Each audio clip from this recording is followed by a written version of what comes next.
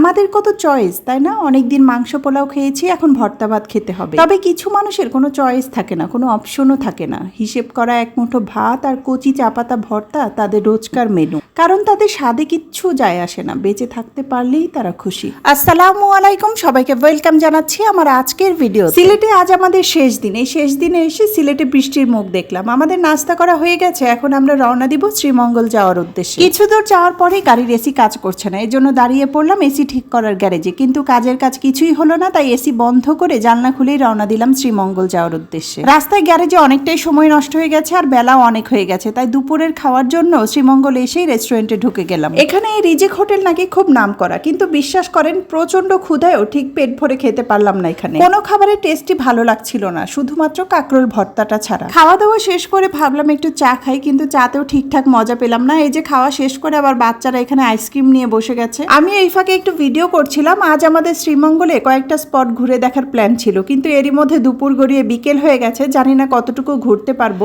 আমরা এখন যাচ্ছি ন্যাশনাল টি গার্ডেন। এখানে কাগজে কলমে 13টি বাগান হলেও বাস্তবে বাগান আছে 12টি। এর মধ্যে সবচেয়ে কম বয়সী বাগানটিও প্রায় 92 বছর পুরনো। গেট দিয়ে একটু ভেতরে ঢুকলেই চোখে পড়বে বিশাল শাপলার বিল। আমি একটা ফুল তোলার চেষ্টা করেছিলাম, কিন্তু পারিনি। এরপর এই বাগানেই কাজ করে একজন নিজে থেকে ফুলটা তুলে আমাকে দিল। আমিও ফুলটা পেয়ে খুশিতে খুব বাকবাকম হয়ে একটু ভিডিও করে নিলাম। এখন এই পাহাড়ের টিলা বেয়ে উপরে ওঠার পালা। উপরে যতই উঠছি ততই যেন শ্রীমঙ্গলের আসল সৌন্দর্য ধরা পড়ছে। যেদিকে তাকাচ্ছি শুধু সবুজ আর সবুজ। চোখকে আরাম দেওয়ার জন্য এর চেয়ে সবুজ সৌন্দর্য মনে হয় আর কিছু হতেই পারে না। আর যদি একটু বৃষ্টি হতো তাহলে মনে হয় সবচেয়ে বেশি ভালো লাগতো। সবুজ চা বাগানের গাছের ফাঁকে ফোকরে আমি বারবারই সবাইকে হারিয়ে ফেলছিলাম। আর বাচ্চারা এত খুশি, তাদের এক জায়গায় ঠিকঠাক করে দাঁড় করিয়ে রাখাই যাচ্ছে না, যে যার মতো ছুটে বেড়াচ্ছে। এই পুরো চা বাগানটির জমির পরিমাণ প্রায় 1857.20 হেক্টর। এই বিশাল চা বাগানের চা গাছগুলোর কচি পাতাগুলো ছুঁয়ে দেখতেই যেন অন্যরকম এক ভালো লাগা কাজ করে। এই যে আমার ভাবি, সে আবার আমার ফুলটা সুন্দর করে কানে গুজে দিয়েছে। খুব সুন্দর লাগছে, তাই না? আমরা চা বাগানের টিলার একেবারে মাথায় উঠেছিলাম। এখান থেকে সবকিছু যেন অন্যরকমই সুন্দর লাগছে। পরন্ত বিকেল, এখন চা শ্রমিকদের ছুটির পালা। এখানে চা বাগান যতটা সুন্দর, এই চা শ্রমিকদের জীবন ততটাই রঙহীন। চলুন তাদের মুখেই শুনে আসি।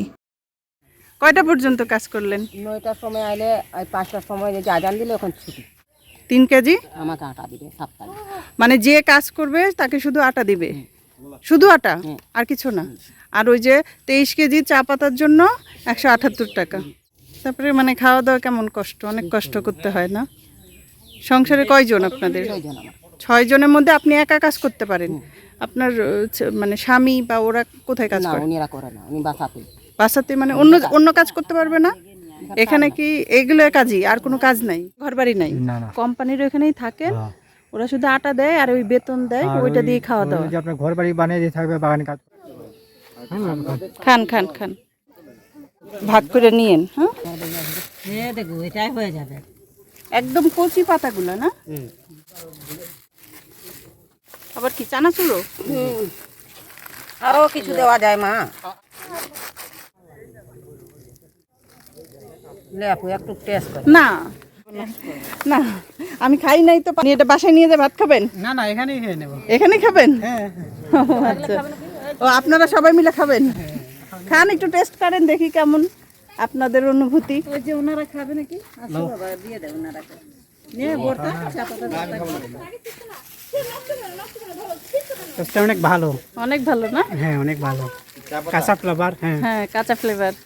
এটা ছিল কচি চা পাতা ভর্তা, যা এখানকার শ্রমিকদের প্রধান খাবার। সারাদিন রোদে পুড়ে কাজ করে বাসায় যাওয়ার সময় আঁচলে বেঁধে নিয়ে যায় কচি চা পাতা, যা বাসায় নিয়ে ভর্তা বানিয়ে ভাত বা রুটির সাথে খায়। মাছ মাংস তাদের কাছে স্বপ্ন দেখার মতোই যেন স্বপ্ন। যাই হোক, আমরা বাগান থেকে বের হয়ে একটু জুস খেয়ে নিচ্ছিলাম। এরই মধ্যে সন্ধে হয়ে গেছে। রাস্তায় বিজিবিদের একটা ক্যান্টিনে ঢুকেছিলাম সন্ধ্যার একটু নাস্তা করার জন্য। এখানে ফুচকা আর চটপটি নিয়েছিলাম, খেতে যা একদমই বাজে ছিল। আসলে এত বাজে ফুচকা মনে হয় আমি জীবনে কোথাও খাইনি। আমি এত বেশি ফুচকা লাভার, তারপরেও আমার কাছে এত বাজে লেগেছে। তবে বাচ্চাদের জন্য নেওয়া ফ্রেঞ্চ ফ্রাইটা মোটামুটি ভালোই ছিল। এখান থেকে খাওয়া দাওয়া শেষ করে আমরা সরাসরি রওনা দিয়ে দিয়েছিলাম ঢাকার উদ্দেশ্যে। তো যাই হোক, যেতে যেতে আজকের ভিডিওটি এ পর্যন্ত। এতক্ষণ সাথে থেকে পুরো ভিডিওটি দেখার জন্য সবাইকে ধন্যবাদ। কথা হবে নতুন কোনো ভিডিওতে, সে পর্যন্ত ভালো থাকবেন সবাই। আল্লাহ হাফেজ।